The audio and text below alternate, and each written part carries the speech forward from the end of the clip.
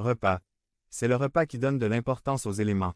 Nous pouvons même dire que les éléments séparés isolés de l'événement n'ont pas de signification particulière. Les éléments avant l'événement n'ont pas de signification particulière. Les éléments après l'événement n'ont pas d'importance particulière. La signification des éléments se trouve dans l'événement. On regarde l'eau dans le baptistère. L'eau toute seule, si on ne fait rien avec, n'a pas de signification particulière. De même, le pain sur la table, la coupe comme l'appellent les évangiles là sur une table, si on ne fait rien avec, n'a pas de signification particulière. La scène est un événement, non pas des éléments. Pourquoi prendre du temps avec ces détails? Parce qu'il y a plus de 400 000 hommes dans le monde aujourd'hui qui exercent le ministère chrétien et qui offrent ce repas chaque semaine, parfois chaque 2-13 jours aux croyants. Ces hommes préfèrent comme titre, non pas le mot pasteur ou ancien des noms bibliques donnés aux ministres de la Nouvelle Alliance, mais le mot prêtre. Pourquoi le titre prêtre? Parce qu'un prêtre offre des sacrifices sur un autel. Et effectivement, si vous entrez dans une de leurs très nombreuses salles de culte, vous verrez au centre, non pas une chaire, un pupitre, d'où est proclamée la parole, mais ce qu'ils appellent un autel sur lequel des sacrifices continuels sont offerts. Quand le prêtre prononce, soulève le pain et dit les mots Hoc est enim corpus meum, voici ce qui se passe selon le catéchisme de l'Église romaine daté de 2006, je crois.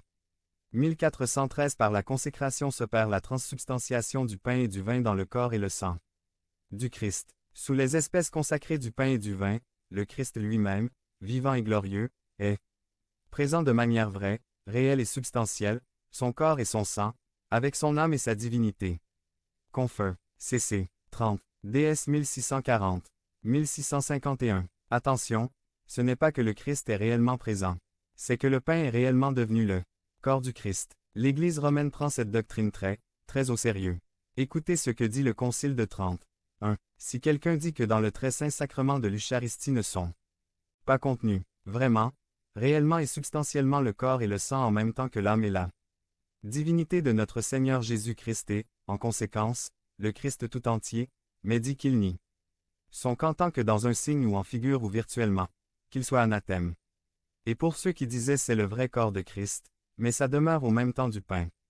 L'Église dit ceci, si quelqu'un dit que, dans le très saint sacrement de l'Eucharistie, la substance du pain et du vin demeure avec le corps et le sang de notre Seigneur Jésus-Christ, et s'il nie ce changement admirable et unique de toute la substance du pain en son corps et toute la substance du vin en son sang, alors que demeurent les espèces du pain et du vin, que l'Église catholique appelle d'une manière très appropriée transsubstantiation qu'il soit anathème.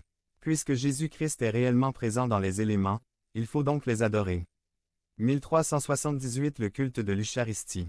Dans la liturgie de la messe, nous exprimons notre foi en la présence réelle du Christ sous les espèces du pain et du vin, entre autres, en fléchissant les genoux, ou en nous inclinant profondément en signe d'adoration du Seigneur. L'Église catholique a rendu et continue de rendre ce culte d'adoration qui est dû au sacrement de l'Eucharistie non seulement durant la messe, mais aussi en dehors de sa célébration, en conservant avec le plus grand soin les hosties consacrées, en les présentant aux fidèles pour qu'ils les vénèrent avec solennité, en les portant en procession MF 56. Puisque Jésus-Christ est réellement présent dans les éléments demeurent le corps et le sang de Christ jusqu'à ce qu'il n'existe plus. Il faut donc les adorer, et il faut continuer à les adorer même après la messe. 1379. La Sainte Réserve Tabernacle était d'abord destinée à garder dignement l'Eucharistie pour qu'elle puisse être portée aux malades et aux absents en dehors de la messe. Par l'approfondissement de la foi en la présence réelle du Christ dans son Eucharistie, l'Église a pris conscience du sens de l'adoration silencieuse du Seigneur présent sous les espèces eucharistiques. C'est pour cela que le tabernacle doit être placé à un endroit particulièrement digne de l'Église.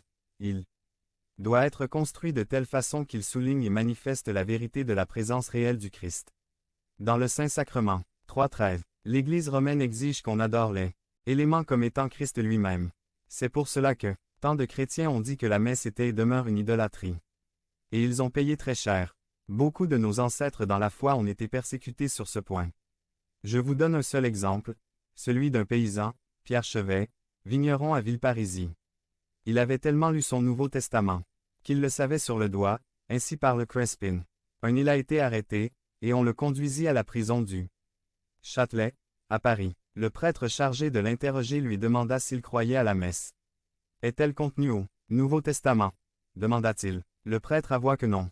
Dans ce cas, je n'y crois pas, répliqua-t-il. Avec ses geôliers, comme avec ses compagnons de prison, il ne tenait, dit Chandieu, autre propos que de la parole de Dieu. Son zèle fit dire de lui. Si on l'écoutait, il convertirait tout Paris. Malgré tous les coups et les mauvais traitements dont on l'accablait en le menant place Maubert, il avait le visage rayonnant de joie, et on l'entendit dire, comme on le dépouillait pour le lier sur le bûcher. Que je suis heureux, que je suis heureux. 2. L'Église n'a jamais renoncé à ses propos quoiqu'elle a tempéré son discours. Mais écoutez le catéchisme actuellement en vigueur qui date de moins de 10 ans et qui est disponible sur leur site Internet. 1400 Les communautés ecclésiales issues de la Réforme, séparées de l'Église catholique, en raison surtout de l'absence du sacrement de l'ordre, n'ont pas conservé la substance propre et intégrale du mystère eucharistique Urbain II. C'est pour cette raison que, pour l'Église catholique, l'intercommunion eucharistique avec ces communautés n'est pas possible. Il y a des protestants qui désirent unir avec l'Église catholique, mais l'Église romaine dit, en ce qui concerne le scène ou ce qui est couramment appelé, la messe c'est impossible. Nous sommes tous, selon l'Église de Rome, anathèmes maudits devant Dieu éternellement. Il faut donc s'assurer que nous savons ce que dit la Bible. Je veux vous montrer un petit détail que je trouve très significatif. Trouvons Luc 22. Il y a 4 récits. Matthieu, Marc, Luc et un Corinthien. Luc 22.9 Ensuite il prit du pain, et, après avoir rendu grâce, il le rompit, et le leur donna, en disant. Ceci est, mon corps, qui est donné pour vous. Voici la question. Quand il dit ceci est mon corps, qui est donné pour vous, c'est quoi le ceci? Une petite leçon de grammaire. Dans certaines langues comme l'anglais il n'y a qu'un seul article défini. De en anglais. De